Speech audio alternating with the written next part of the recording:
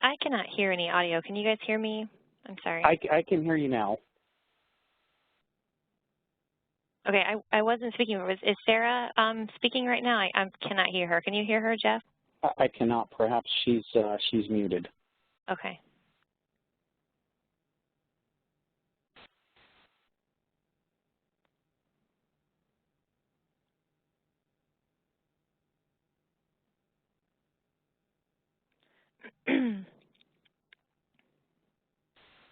Well, Jesse, why don't you go ahead and continue on with this particular slide, and then we'll just move forward.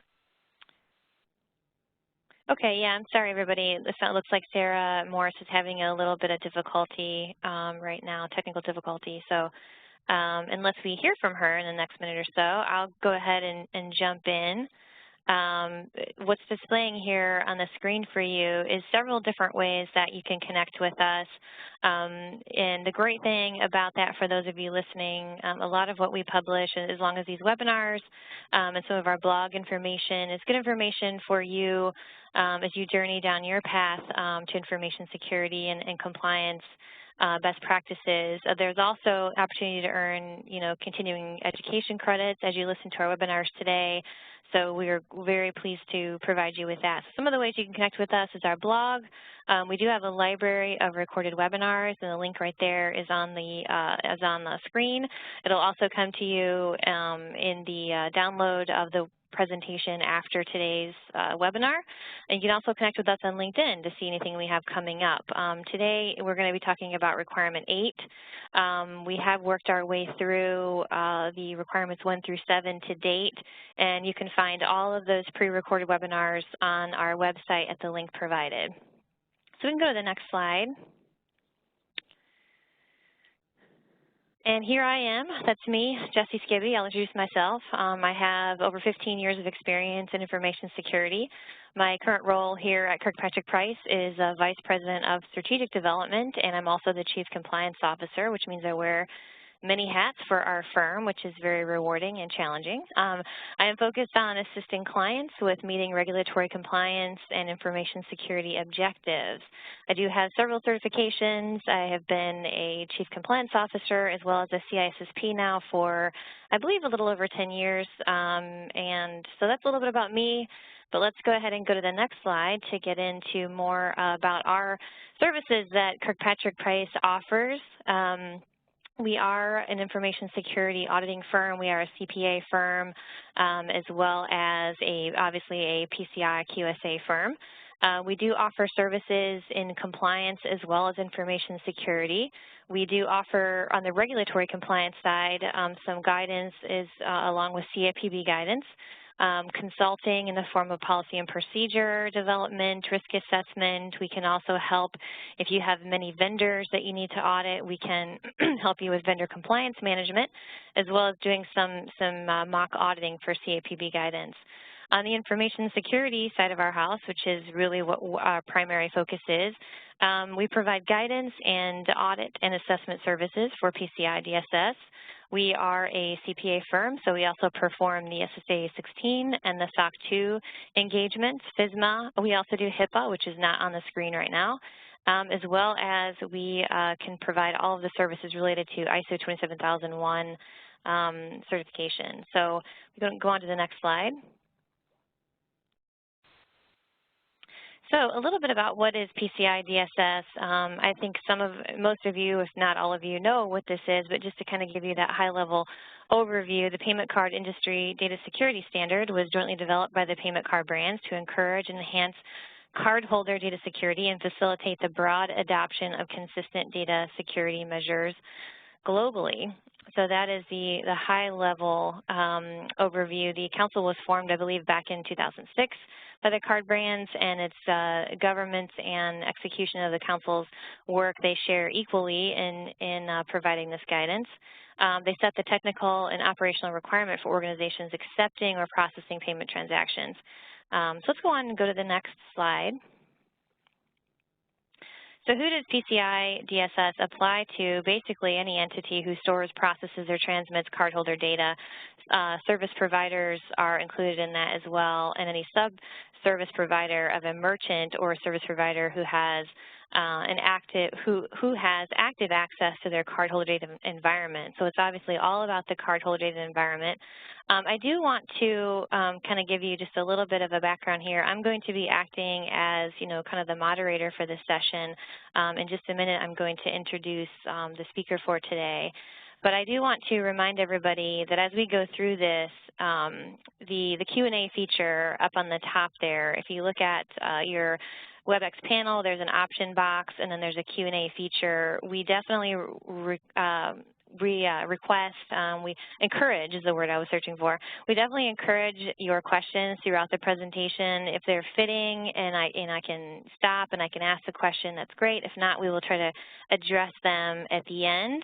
And if we get all the way through and we have no time left, we'll definitely answer those questions for you after the presentation. So definitely want to encourage you, if you're listening today, take advantage. We are the assessors that are, making sure when we go out to visit our clients that the things that they have in place meet the standards. So if you have a question on the standard, we definitely encourage that you would ask along the way. So we can go ahead and go to the next slide here. So again, just more about PCI as an overview. It contains approximately 212 controls, so it's not something that people take lightly. It is pretty intense. There are 6 control objectives and 12 overall subject areas, which I think the graphic on the next slide does a good job of representing what those are. As I mentioned before, we've worked our way through, and I also want to mention we started this webinar series about a year ago. I was looking actually on our website earlier today, and I noticed that it was about a year ago we started really working our way through this, and we did this because we felt like there's a lot of intricate detail in every single requirement, and taking the time to talk through it and educate people that are listening is really what our firm really enjoys doing.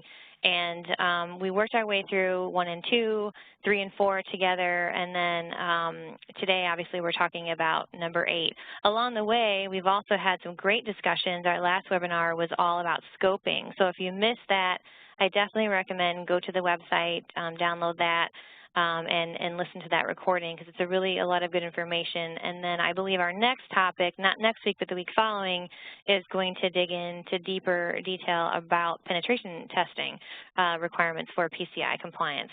So this is the overall control objectives and the requirements. And like I said, we've been working our way through them in this series for you to help you understand and get the assessor's point of view when you're working on either achieving compliance or the next level of compliance within your organization. So we can go to the next slide. So I am very pleased today to announce introduce our speaker, Jeff Wilder. He has over 15 years of experience in information security. Prior to joining Kirkpatrick Price, he was the trainer for the PCI Security Standards Council, where he was responsible for educating individuals working towards becoming the qualified security assessors. In his role currently with Kirkpatrick Price, he is the Director of PCI Services, and he's responsible for all aspects, really cradle to grave, of PCI services that our firm offers. Jeff has a lengthy list of certifications, as do I, and they're all listed here for you. But Jeff, welcome to the webinar today. Thank you. Thank you. I appreciate that. Yeah, I wanted to ask you a question. You've been on the last couple of webinars here for our PCI Readiness series, and I haven't asked you this before, so I wanted to ask you to describe to the audience today a little bit about what is your experience with the PCI DSS prior to becoming a trainer for the council? Yeah, that's a really good question, and I think that I just don't want to start off by saying, I woke up one day and I was a QSA, because that's absolutely not the truth. So just to give you a little bit of history about myself, I wrote my first application at 8 years old. When I was a young boy, my brother had given me an old TSR-80 computer, and for those of us that are old school would remember the Radio Shack computers. And I fell in love with this industry about I don't know, some many years ago. I ended up finding a job on a help desk and worked my way through the help desk. And was a router jockey for a while and a server jockey for a while, and then started managing networks and managing the people within the networks, and then 2000 hit, and like most IT people in the Denver market, we found ourselves on the unemployment line, and I ended up becoming going to work for a bank here in the Denver market, and I learned about audit and I learned about security. And as that progressed, I decided to move on and to go into the consulting and auditing world. I realized that I was pretty good at this. And so there was a little small boutique firm that I had worked with, and they were acquired by one of the larger QSA companies, and I moved around for a while until eventually I had my own firm. I was, as for those of you that aren't aware, QSA will travel extensively, and I just realized that my family needed me home a little bit more, and so I found a job at the council. So really, my background, what qualifies me to be a QSA is not so much the certification. It's always been my philosophy that, being a certified QSA really authorizes you to perform assessments. It really doesn't qualify you. I don't think that the people are qualified to become a QSA until they can, run a router and run a server and do the actual things that they're doing to become, assess these environments. And so that's a little bit of background about myself is really I came up through the, through the technical aspects of things and then learned audit as opposed to the reverse of that where I, learned audit and then found myself, having to become technical. So a little bit about myself. I always think that's great because I think, myself, my past too is being an information security officer and having to implement the controls that are surrounding or, around PCI compliance. And, I think it's good to have the assessor's point of view. I'm thinking about the people listening in today. You're listening in and you're working on your own level of PCI compliance within your organization. It is so valuable to have like we're doing today, the assessor's opinion, because when you can be working on something and you think you're meeting the standard and you learn sometimes later versus earlier, which is bad, that maybe what you've been working on does not meet the standard. So I think this is good, and I think it really does make a connection for those people that are out there in their daily lives, working towards compliance. So I'm going to go ahead and take a back seat now and just let you go through this. And then as questions come in, I'll definitely pose them. But like I said, I'm encouraging everyone listening in, ask them questions if we come across a topic that you're not sure about, because we'd love to help you. Surely. Well, one of the things before we move on, I just wanted to comment is that, if your organization is working on a project or, you're working on some change controls or making alterations in your environment, I would encourage you to reach out to your QSA if this is going to be, impacting the way cardholder data is stored, processed, or transmitted. It's really worth the 5 or 10 minutes of your time, and I'm sure your QSA would really appreciate, you just reaching out to them and saying, hey, how does this change impact my environment? It's much better to develop and to plan for security and as part of, your processes rather than having to retrofit it and strap it on the backside. It just becomes far more expensive and far more cumbersome as opposed to just designing it in the first place. So I do agree with that, Jesse. All right, so let's go ahead and move forward. All right. So one of the most important things is understanding the scope. We spent last week and we talked about scoping. I'm not going to go over that in details, but I just want to bring to your attention that understanding the scope of the assessment, how large your organization is, because that is going to define those systems and those processes and those procedures that we have to look at as part of your ongoing assessment processes, right? So if you don't understand what is considered in scope, once again, I would encourage you to please reach out to your QSA, and they'll be more than happy to help you. If you don't have a QSA, I'm more than happy to help you as well to kind of talk through, what that might look like in your environment. So let's go ahead and move forward. Okay. So once again, understand that the scope of your assessment covers the people, process, and technologies. And it's, anywhere where we have systems that have connectivity that can impact the security of, or that store, process, and transmit account data, right? So all of these controls that we're going to be talking about here in Requirement 8 would apply to all of those systems that are in scope. And one of the things that you need to be aware of and be cognizant of is that we're not just talking about your operating systems. If your organization develops an application, I would recommend, making sure that as part of the, the functional specification requirements that you cover all of the requirements in the DSS, including these that we're going to talk about in Requirement 8.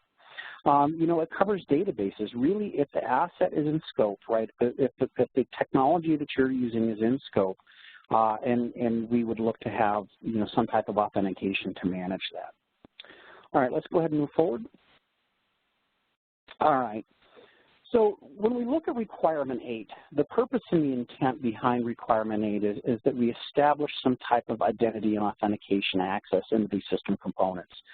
And really, when we look at it, it's to ensure, let's go ahead and move forward. There's several things that it establishes, right? It establishes non-refutability, right? Because what we have when we get up into Requirement 10, we'll be talking about that in a month or two from now. But Requirement 10 is we have to log what people do. And so where we have a sound, strong authentication management program, and it's not just about the servers, there's processes involved in this as well, where, if somebody logs in, you have some assurance that it was at least their account, right? And we can at least go back to an individual and say, hey, what happened here?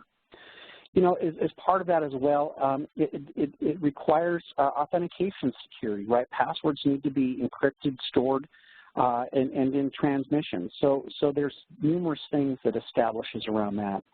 And we've already kind of talked about a little bit that it covers, everything, right? Whether it's a commercial application, whether it's something you've developed in-house, whether it's a router, a firewall, some type of database, a workstation. Really, if it's in scope, right, we're going to be having to have the conversation around authentication.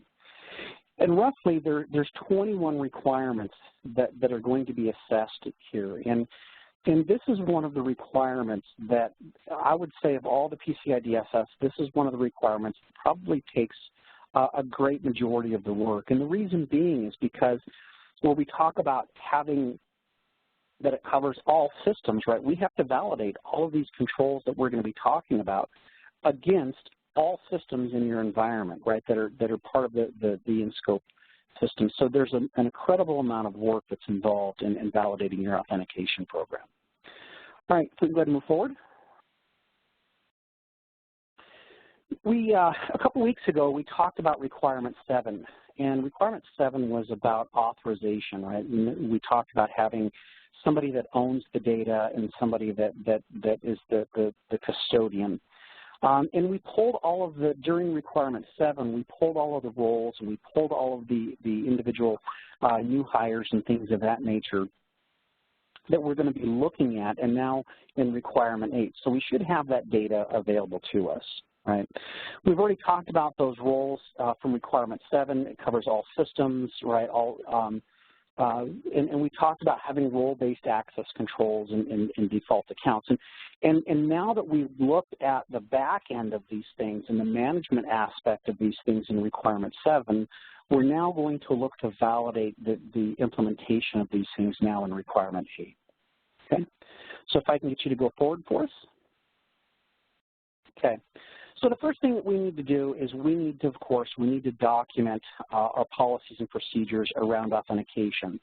As an organization, you need to make sure that these are actually in use. And one of the last point of this requirement, it talks about having them effectively communicated to all relevant individuals. And what this really means is that we need to educate our users on how to actually, we don't tell them, this is what your password should be, but give them ideas of don't use a password, use a passphrase, right? If you need 15, 20 characters, then, give them ideas for doing that, right? So individuals that are using these policies that are subject to these authentication policies need to clearly understand how to go about meeting the intent of things.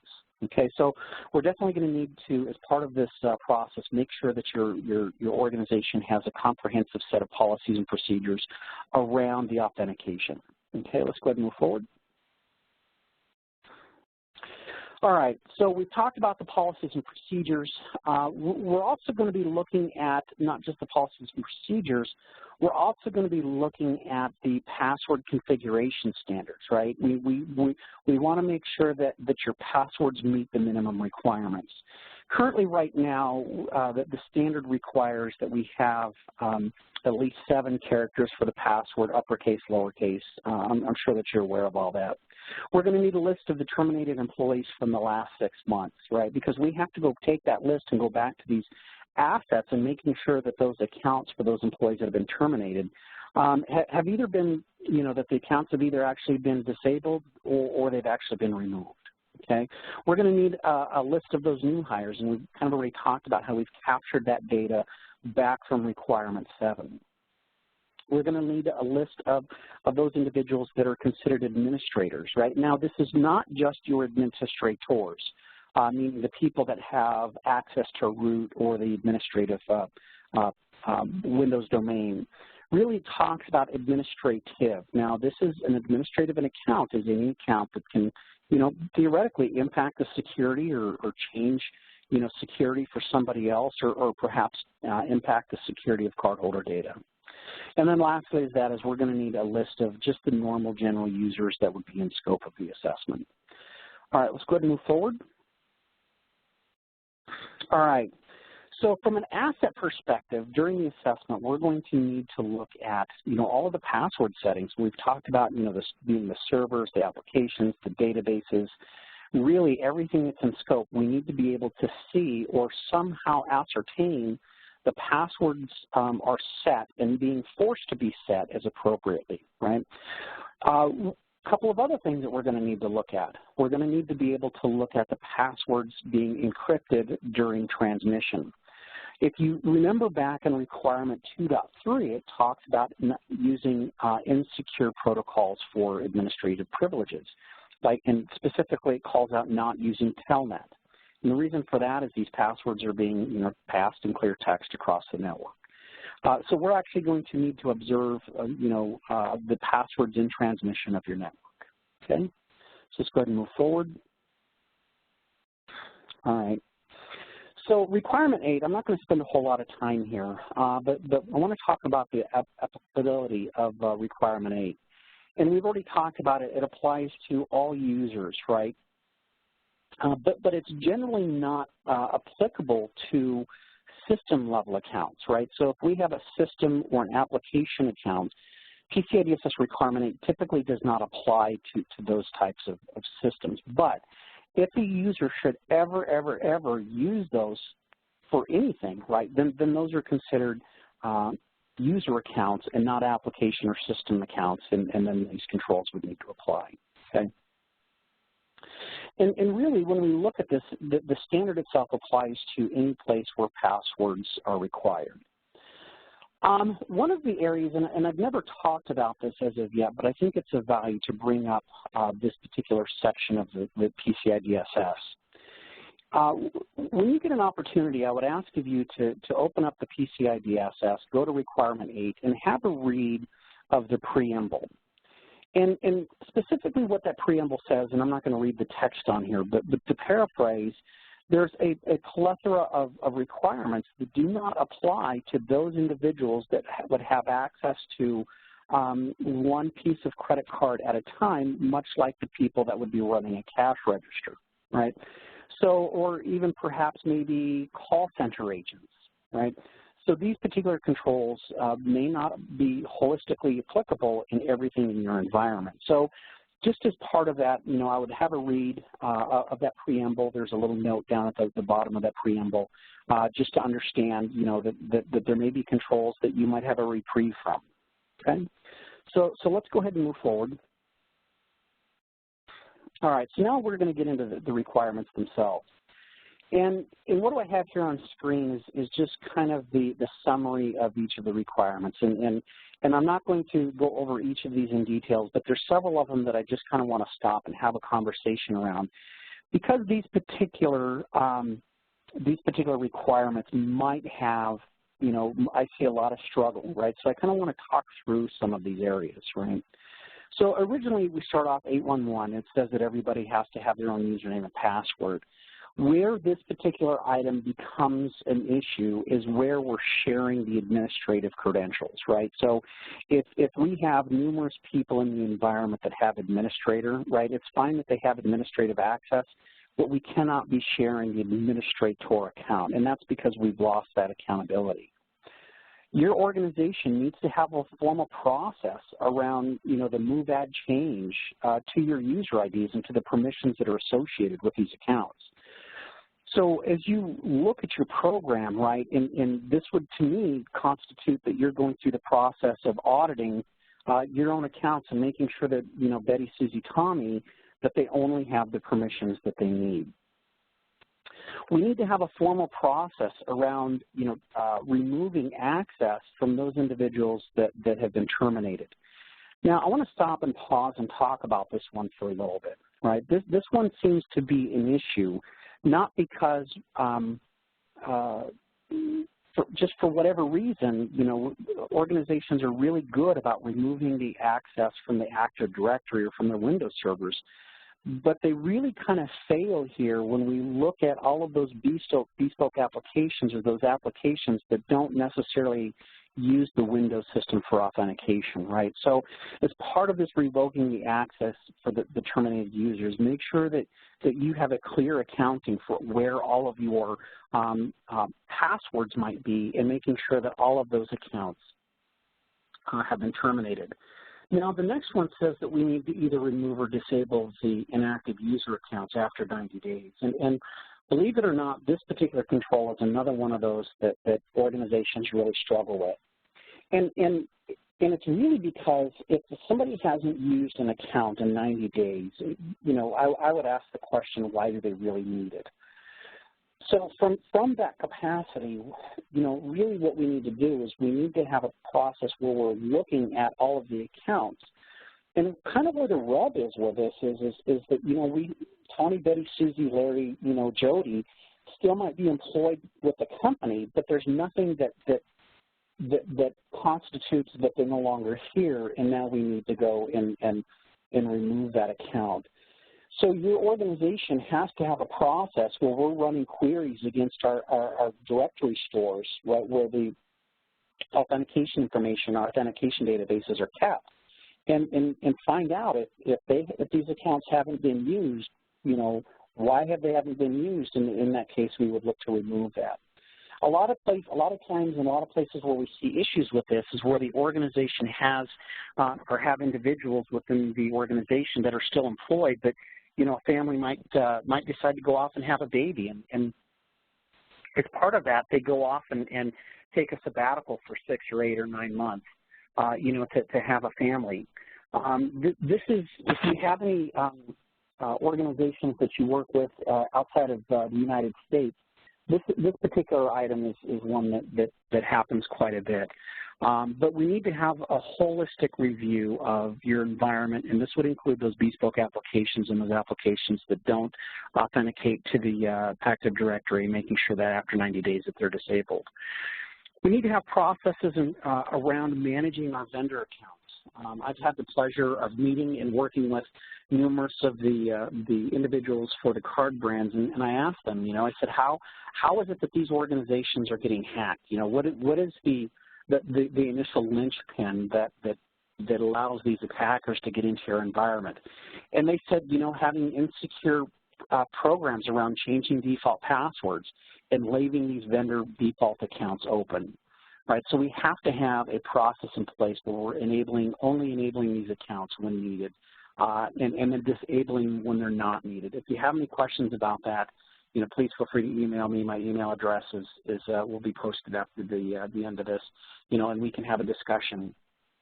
We need to be able to lock the account after 6 invalid access attempts. And this is really to stop, an attacker from trying to brute force the password. All right, let's go ahead and move forward. Okay. So we need to lock that repeated access attempt to 6 attempts, and it's going to lock that account for 30 minutes or till an administrator comes in and resets the account, right? And then lastly, as part of this is another particular requirement that fails quite a bit, 818. Says that we need to have a session idle timeout of no more than 15 minutes, right? So this is not just the screensaver on your computer.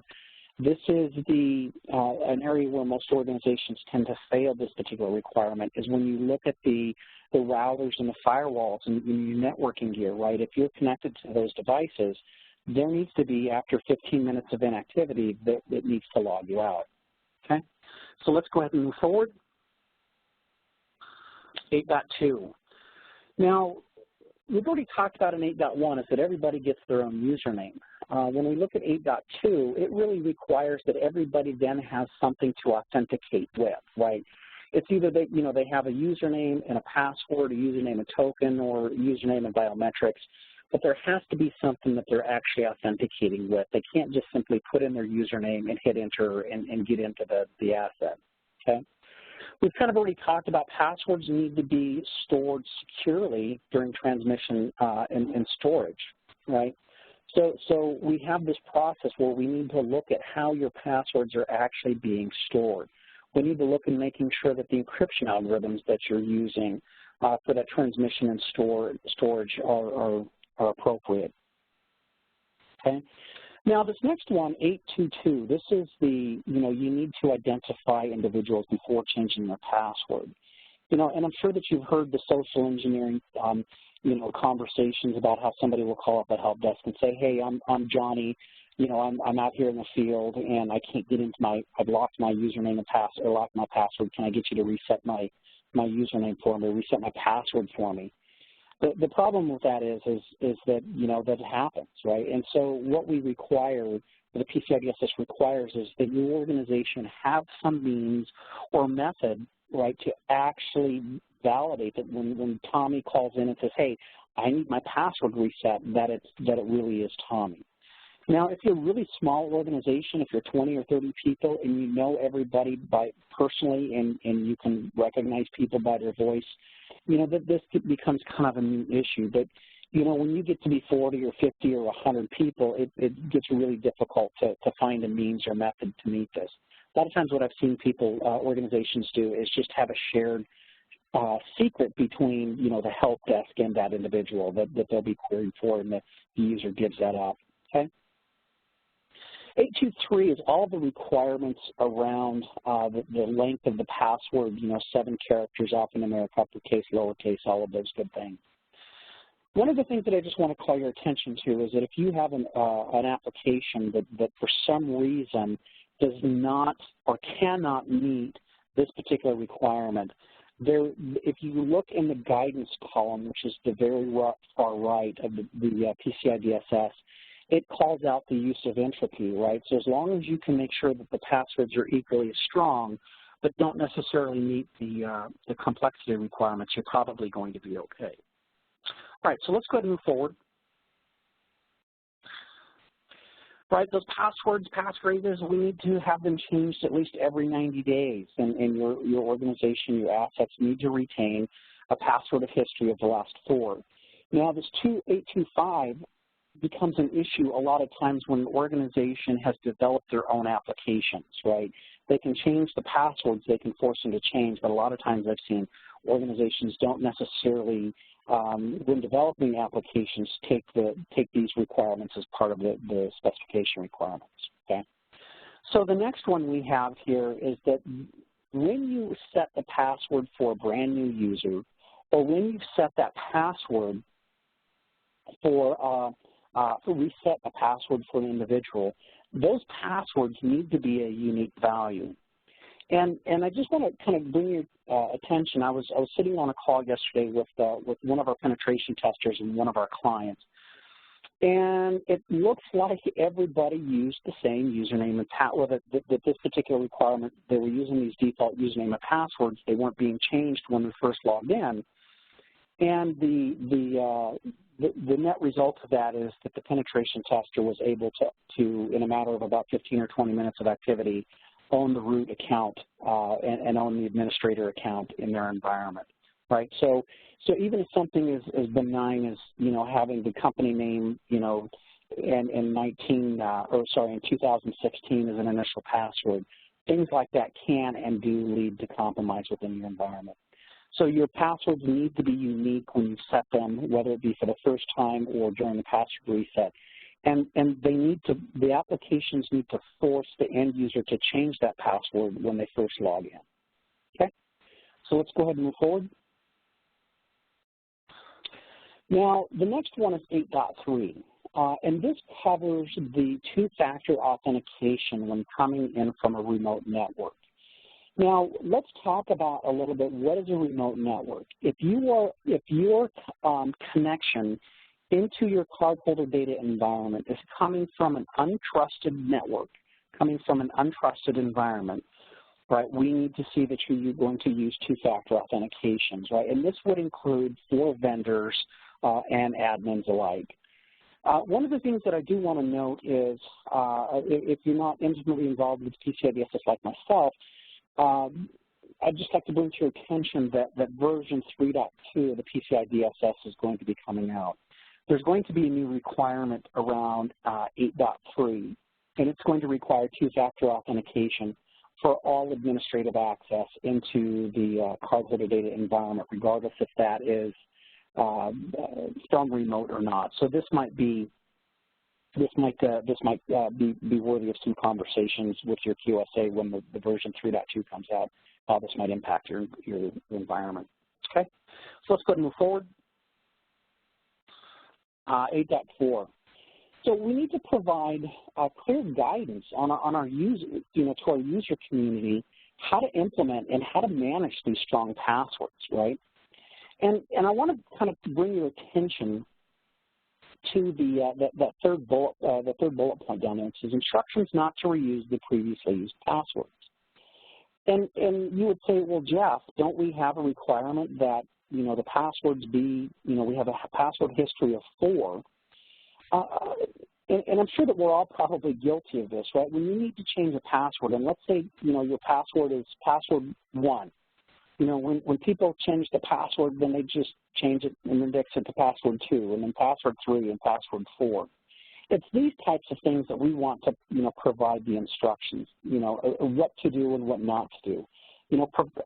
Provide guidance around, hey, while I realize you might be a big sports fan, but don't just use, your sports fan, information, things that can be found all over your desk.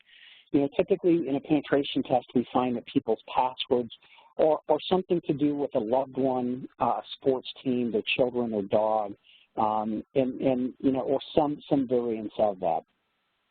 Okay? And lastly, as part of this, right, is you need to provide them explicit instructions that even if they suspect their password has been compromised, they need to change the password, right? Not if they've confirmed that it is, but even if they suspect it. Now, when you're being assessed, your assessor is going to be asking, right, individuals within your organization. Typically what I would do is I would find some poor little, I call her, Grandma Betty, in the break room enjoying her potato salad lunch. And I would ask her, I say, hey, Grandma Betty, what do you do in the event that you think your password's compromised? And hopefully, if your organization has done its job, she should be able to, at some point, articulate the fact that I probably need to change my password and call the help desk or, get some help with that, okay? So requirement 8.4 is really about communicating your policies, your procedures, and really a good place for this is in your annual security awareness training, okay? So let's go ahead and move forward. 8.5, right? We kind of already talked about in 8.1 is that everybody gets their own username and password. Well, here's the specific requirement is that we can't share these.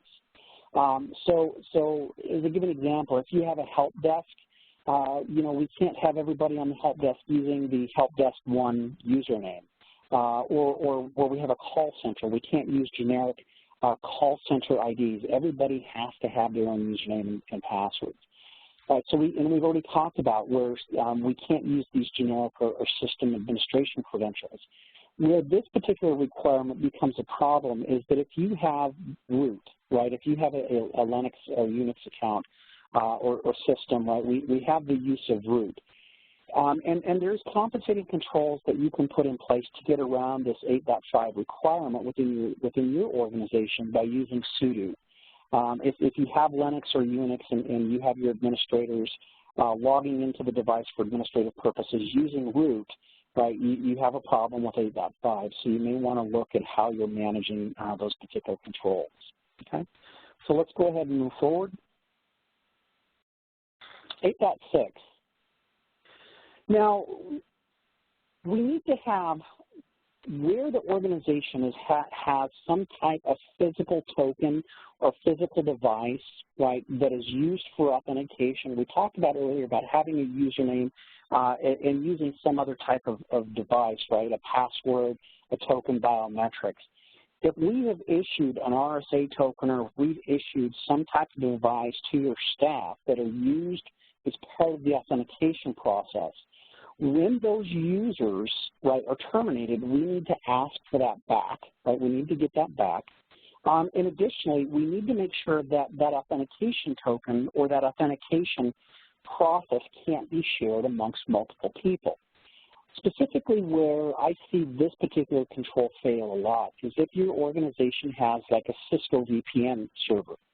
What happens is that the administration staff tend to issue the VPN tokens or the VPN certificate.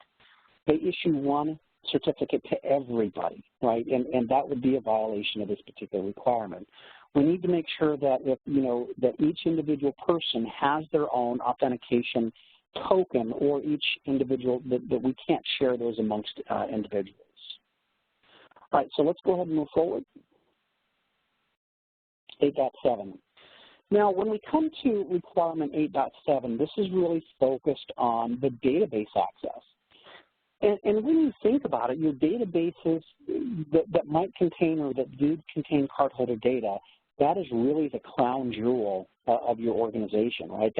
You think about, how much money that the information that resides in that database represents for your organization. Or if your organization should lose all of that credit card data, what it would cost your company to make the credit card brands whole. I've seen breaches that have literally put companies out of business. So one of the things that we like to do, or that needs to be done, is we need to manage the access to these databases. And specifically, we need to prevent individuals from being able to run their own query against these databases. And so there's a couple of things that we specifically look at, right? First of all is that all access to the database needs to be done through some type of programmatic process, right? So where we have an application that would query the database, we want to make sure it's the application that's running the query and people aren't able to generate their own queries and then execute those. The next one is that the database access, that only the DBAs would have the ability to run those correct queries against the database for obvious reasons, right? So the DBAs can do it. There's not a problem. Part of the assessment is we're going to find out who they are. We're going to look at the permissions and making sure that the general public do not have the ability to actually run their own query. Now we have an application ID. We started with requirement 8.1 and talking, or before the preamble to 8.1 and talking about who it applies to. This is one of the exceptions within the requirement 8 where we are specifically talking about application access. And really what we're talking about here is that the application IDs, right, the applications that are used to query the database that are running these programmatic methods or running these applications cannot be used by an individual, right? They can only be used by the applications.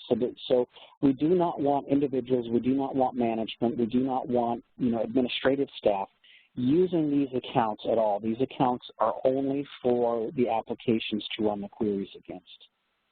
All right, so let's go ahead and move forward. And we've kind of already talked about this, about having, we started off by talking about having policies and procedures in place and having them clearly communicated. And here we come to the capstone of requirement 8. And it really is that your organization needs to ensure that you have these sound policies and these sound operational procedures. One of the things that I want to mention here as part of your policies and your procedures program These documents are not meant, nor are they intended for your organization to be used to fend off your auditor, right? I called it audit fodder. These are not meant to be created just to satisfy an audit requirement. These policies, these procedures, and I'm really kind of talking holistically here, but the policies and procedures that you have in your environment are really meant for you. They're meant for your staff. They're meant for your organization. You need to institutionalize these policies and these procedures, right? Because the assessor, as part of the assessment, they're going to go read the policies and procedures before they even start the assessment, right? And when they start looking at your organization and start talking to people and looking at your processes, we need to make sure that what you've said you're doing in the policies and procedures are actually what you're doing in practice, right? And each one of these requirements, at the end of the requirement, I call them capstones. Each one of these capstones basically say the same thing, that your policies and procedures need to be in use and known to all affected parties. So as part of that, I just need to make it clear that these are for you. They're not necessarily for your assessor, okay? All right, so let's go ahead and move forward. So in conclusion for requirement 8, right, is ultimately we're not going to be sharing any usernames and passwords. We can't have generic accounts. Your passwords need to be strong, right? And we talked a little bit about allowing for password entropy where you might have issues. We talked about making sure that these passwords are securely stored and securely transmitted, right? We talked about changing default accounts. We talked about disabling, the accounts for employees that aren't here, or disabling those accounts that have not been used in the last 90 days. So there's a lot going on, and just, these 6 little bullet points, there's actually quite a bit of work for the assessment to take place in here. There's even more work for your organization to have to manage that. As assessors, we understand that. All right, let's go ahead and move forward. All right, so I want to thank you for attending our webinar on Requirement 8. One of the things I'd like to do, if we have any questions, I'd like to go ahead and pose that now. And it's just as part of the conversation. Please find my contact or Jesse's contact, and either one of us will be more than happy to answer any questions that you have. Whether you're our client or not, that doesn't matter. We're here to serve the industry and to help to make you successful. So, if there's anything that you can that you have a question about, please feel free to reach out to me. Either give me a call or send me an email directly. We'd be more than happy to help you with that. So, Jesse, did we have any questions? Well, you must have done a really thorough job, Jeff, because I don't see any questions coming in. So okay. I think that's good. I mean, I wish we did have a couple to talk about since we have a little bit of time left. But I think what we'll do instead is just give everybody back 10 minutes of their day, and I guess look forward to the next session. Okay. Well, thank you. And I just want a quick plug for my for the next presentation that we're going to be doing on April 8th at 12 o'clock Central Standard Time on penetration testing. One of the new requirements that came out with requirement 3.1 was that you as an organization are required to have a penetration testing methodology. And we're seeing a lot of clients struggle with this, and so I thought it would be beneficial to put together a quick webinar to go through this and to kind of talk about what should you include in your methodology, what does that look like, and basically have a conversation with one of our senior penetration testers to talk about, what does a good penetration test look like? How does a penetration test differ from a vulnerability scan? So I would ask of you, if you have the time, please attend that. There's going to be a lot of great conversation, a lot of great information dissemination that comes out of that. So, and I'll go ahead and turn it back over to you, Jesse, and thank everybody for attending. Yep, well, I just wanted to say thank you to everybody again, and we look forward to having you attend our next webinar. Thanks, everyone. Have a good day. Okay.